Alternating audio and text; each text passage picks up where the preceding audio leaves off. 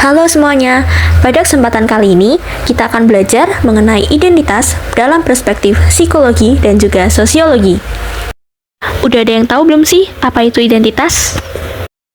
Menurut Jenkins, identitas adalah kapasitas untuk mengetahui siapa adalah siapa. Maksudnya seperti mengetahui siapa kita, mengetahui siapa orang lain mengetahui siapa kita, dan seterusnya. Nah, kalian pasti masih banyak yang bingung. Terus, bedanya identitas sama diri itu apa? Diri atau self merupakan proses hasil dari refleksi diri. Sedangkan identitas adalah alat yang digunakan oleh individu atau kelompok untuk mengkategorikan diri mereka kepada dunia. Identitas memiliki 3 aspek utama, yaitu identitas personal, identitas sosial, dan identitas kolektif. Dalam perspektif sosiologi, identitas personal membuat seseorang merasa unik dan berbeda dari orang lain. Sedangkan dalam perspektif psikologi, identitas personal lebih fokus pada peran individu dalam menemukan identitas dirinya. Dalam perspektif sosiologi, identitas sosial menekankan peran kelompok dan struktur sosial dalam membentuk identitas seseorang melalui interaksi sosial. Dalam perspektif psikologi, identitas sosial dijelaskan melalui bagaimana individu mengenali dirinya dalam keanggotaan kelompok tertentu. Dalam perspektif sosiologi, identitas kolektif terbentuk melalui pengalaman bersama, nilai-nilai, dan norma yang dikembangkan pada kelompok tertentu. Sedangkan dalam perspektif psikologi, identitas kolektif lebih menekankan pada psikologis individu dalam mengasosiasikan dirinya dengan kelompok tertentu. Pernah nggak sih kamu mikir, siapa sih aku sebenarnya? Ternyata jawabannya nggak sesimpel itu. Ada 5 teori yang bisa bantu kita memahami identitas. Yuk kita bahas bareng-bareng. Yang pertama ada teori identitas peran. Bayangin hidup ini kayak drama. Kita punya banyak peran. Jadi anak, teman, atau bahkan ketua OSIS. Nah, teori ini bilang kalau kita bisa kreatif memerankan semua itu. Tapi tetap ada aturan sosial yang harus kita ikuti. Misalnya, seorang guru bisa tegas di kelas, tapi di rumah dia jadi ayah yang santai main sama anak-anaknya. Intinya, peran itu fleksibel, tapi nggak bebas banget. Yang kedua, ada teori identitas. Kalau teori ini lebih fokus ke pilihan kita.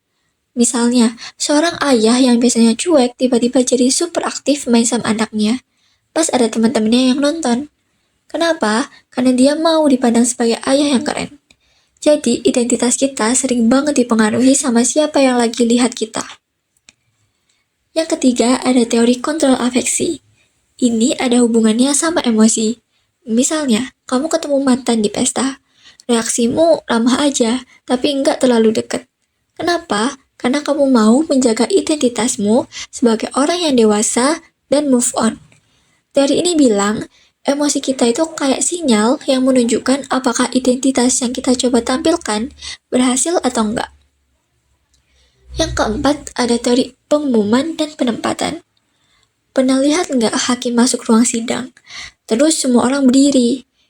Itu merupakan contoh identitas diumumkan lewat tindakan, dan orang lain menempatkan dia di posisi itu.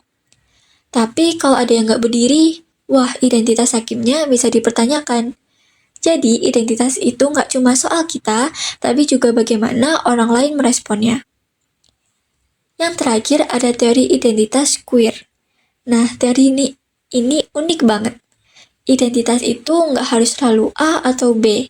Bisa A campur B, bahkan di luar A dan B. Teori ini bilang nggak semua orang cocok sama kategori tertentu. Misalnya, ada orang yang nggak merasa pas disebut laki-laki atau perempuan. Mereka punya identitas yang lebih bebas dan cair. Setiap orang punya identitas unik yang bikin mereka tahu siapa mereka sebenarnya. Dalam psikologi, identitas ini bisa dilihat dari beberapa hal, seperti stigma, gender, seksualitas, ras, dan etnis. Lalu, apa sih perbedaan dari keempat hal ini? Mari kita kupas satu persatu. Yang pertama, stigma. Stigma itu seperti pandangan negatif yang bisa bikin seseorang merasa dikucilkan atau nggak berharga.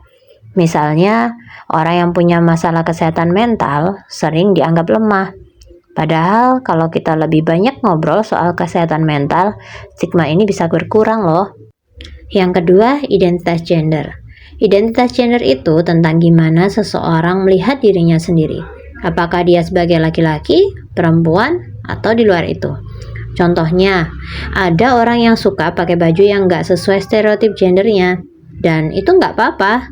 Kita bisa mendukung mereka dengan memberi ruang buat jadi diri sendiri tanpa takut dihakimi. Yang ketiga, seksualitas. Seksualitas ini adalah tentang ketertarikan seseorang, entah secara romantis atau secara seksual. Misalnya, kalau ada teman yang cerita kalau dia suka sama seseorang, tugas kita tentu adalah dengan mendukung dan menerima dia apa adanya, tanpa mendiskriminasi. Yang keempat, ras dan etnis. Ras dan etnis itu berkaitan sama budaya, sejarah, atau ciri khas fisik seseorang. Contohnya, ketika ada teman yang bangga tampil dengan tarian tradisional daerahnya, kita bisa menunjukkan dukungan dengan ikut merayakan keberagaman budaya, bukannya malah merendahkan. Lalu, apa yang bisa kita lakukan? Banyak yang bisa kita lakukan mulai dari hal kecil. Coba deh berhenti ngejudge orang dan dukung mereka buat jadi diri sendiri. Selain itu, belajar lebih banyak soal identitas yang berbeda dari kita itu menyenangkan loh. Apalagi kalau kita saling menghormati dan menerima, dunia ini pasti bakal jadi tempat yang lebih nyaman buat semua orang.